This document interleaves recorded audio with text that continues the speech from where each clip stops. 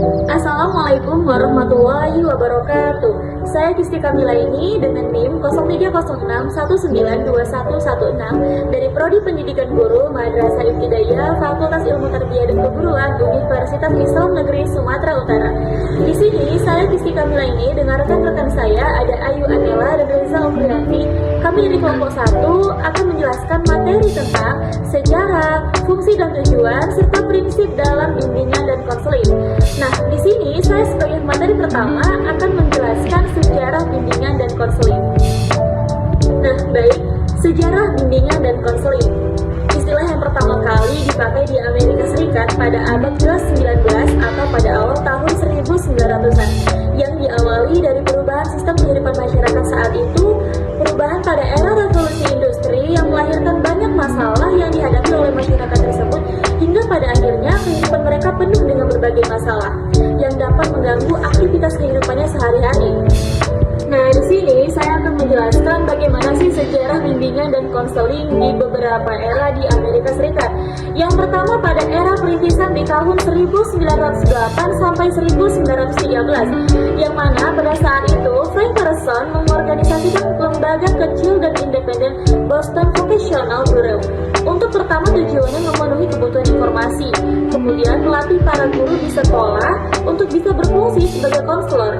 Yang ketiga, guru dilatih menyeleksi siswa-siswanya bagi sekolah kejuruan yang cocok dengan pilihan kerja siswa.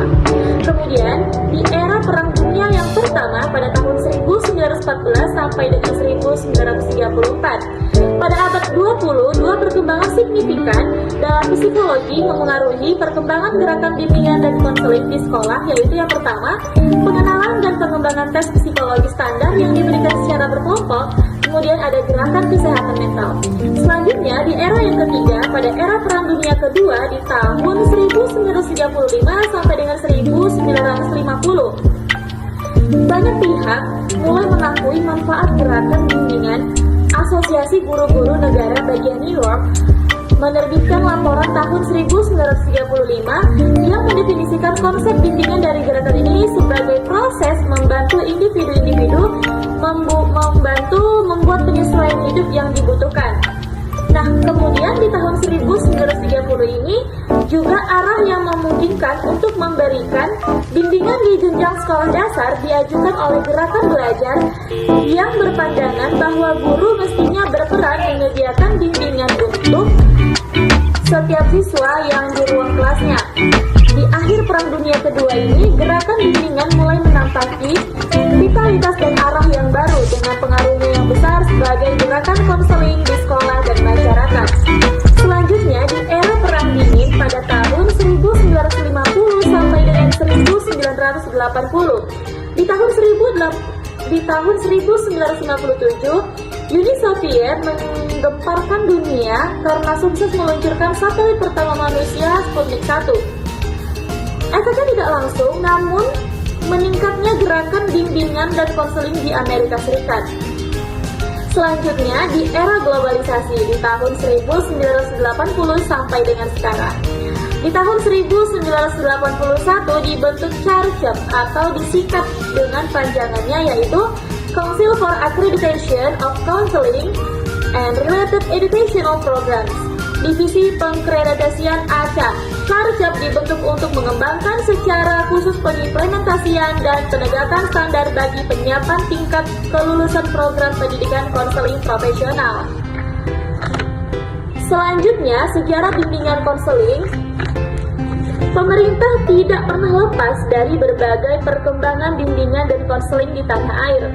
Hal ini terbukti dengan lahirnya Undang-Undang Nomor 20 Tahun 2003 yang menyebutkan dengan sejelas-jelasnya salah satu tenaga pendidik adalah mereka yang mendapatkan gelar konselor.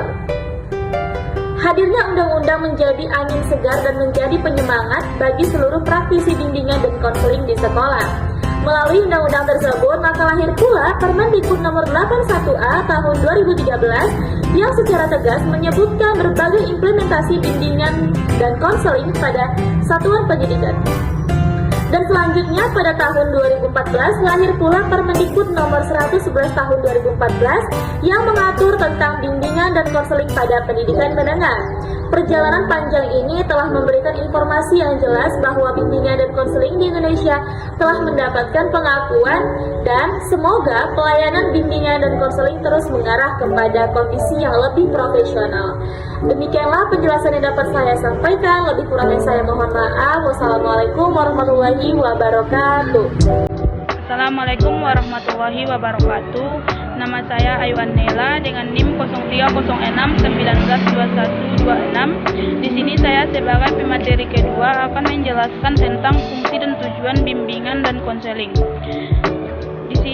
Pada terbagi atas 10 macam. Yang pertama yaitu fungsi pemahaman, yaitu fungsi bimbingan dan konseling membantu konseli agar memiliki pemahaman terhadap dirinya dan lingkungannya. Yang kedua yaitu fungsi preventif, yaitu fungsi yang berkaitan dengan upaya konselor untuk senantiasa mengantisipasi berbagai masalah yang mungkin terjadi dan berubah untuk mencegah suatu masalah.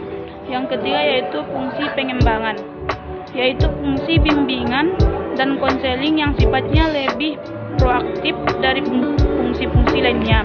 Yang keempat yaitu fungsi penyembuhan, yaitu fungsi bimbingan dan konseling yang bersifat kuratif. Yang kelima yaitu fungsi penyaluran, yaitu fungsi bimbingan dan konseling dalam membantu konseli memilih kegiatan ekstrakurikuler, jurusan atau program studi, dan menetapkan penguasaan karir atau jabatan yang sesuai dengan minat, bakat, keahlian, dan ciri kepribadian lainnya. Yang keenam yaitu fungsi adaptasi, yaitu fungsi membantu para pelaksana pendidikan, kepala sekolah atau madrasah atau staf konselor dan guru untuk menyesuaikan program pendidikannya terhadap latar belakang pendidikan, minat, kemampuan, dan kebutuhan konseli. Yang ketujuh yaitu fungsi penyesuaian, yaitu fungsi bimbingan dan konseling dalam membantu konseli agar dapat menyesuaikan diri dengan diri dan lingkungan secara dinamis dan konstruktif. Yang ke-8 yaitu fungsi perbaikan, yaitu fungsi bimbingan dan konseling untuk membantu konseli sehingga dapat memperbaiki kekeliruan dan berpikir, berperasaan, dan bertindak.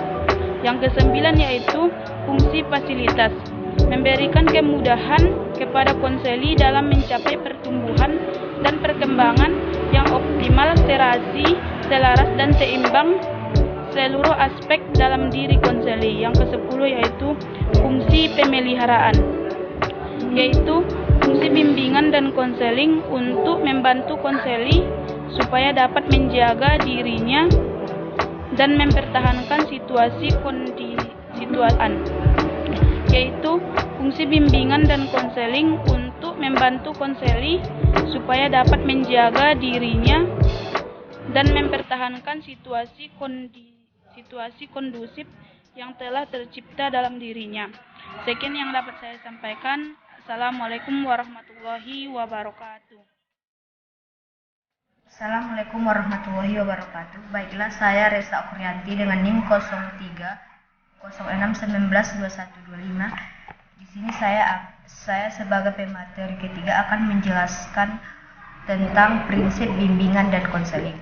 Prinsip bimbingan dan konseling menguraikan tentang pokok-pokok dasar pemikiran yang dijadikan pedoman dalam pelaksanaan atau aturan main yang harus diikuti dalam pelaksanaan pelayanan bimbingan dan konseling. Seperti yang kita ketahui, bimbingan adalah suatu proses membantu individu agar mereka dapat membantu dirinya sendiri dalam menyelesaikan masalah yang dihadapinya. Setelah kita kaji, prinsip bimbingan ini ternyata terbagi menjadi dua. Yang pertama, prinsip-prinsip umum. Yang kedua, prinsip-prinsip khusus. Nah, yang pertama saya akan menjelaskan mengenai prinsip-prinsip umum. Yang pertama, bimbingan berhubungan dengan sikap dan tingkah laku individu yang terbentuk dari kepribadian yang berbagai macam. Yang kedua, pemberian bimbingan yang tepat dan sesuai dengan individu yang bersangkutan. Yang ketiga, berpusat pada individu yang dibimbing. Yang keempat, masalah yang tak dapat diselesaikan di sekolah diserahkan kepada yang berwenang. Yang kelima, identifikasi kebutuhan. Yang keenam, fleksibel.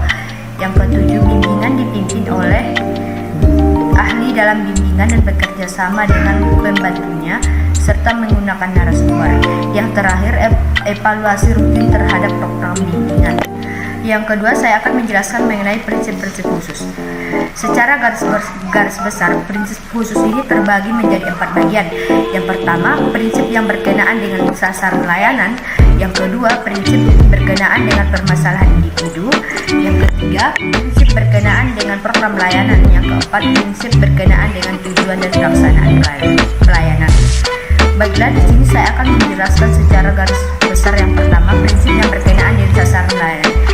Yang pertama ada non-diskriminasi. Yang kedua, individu dinamis dan unik.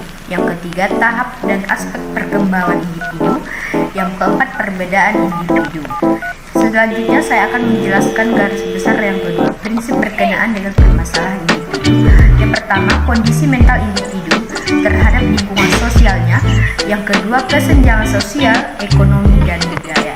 Selanjutnya saya akan menjelaskan mengenai prinsip berkenaan dengan program layanan. Yang pertama, bagian internal pendidikan.